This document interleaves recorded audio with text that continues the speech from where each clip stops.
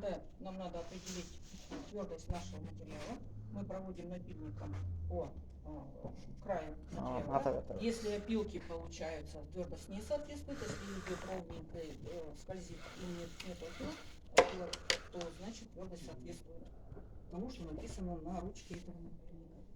So this is sort of a field hardness test. They have a field kit with files that have predetermined hardness values. To determine the hardness of a material, you need to take a file and file the age of the specimen that you want to try. If you have if the debris of the material is produced, then then the hardness is much lower than the file that you have. If there is no, then it is higher.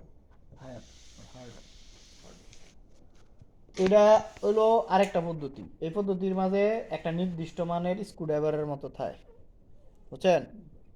এটা আমি গাঁথবো এক এক মানের। এখন যদি এটা গাঁতে একটা মানের দিয়ে আছে, মনে করেন প্রথম দিছি গাঁথছে, পরেরটা দিছি না, প্রথমটা দিছি গাঁতে নাই, পরেরটা দিছি এটাও গাঁতে নাই, 3 নাম্বারটা যায় গাঁথছে, তার মানে বুঝতে হইব ওটা ওই লেভেলের হার্ডনেস দেওয়া। আরেকটা দেখা গেছে যে 3টা দিছি গাঁতে নাই, 4টা দিছি গাঁতে নাই, এরপর 5 নাম্বারটা গাঁথছে, তার মানে ও 5 লেভেলের কি আগে থেকে ভ্যালুগুলা নির্ধারণ করা থাকে।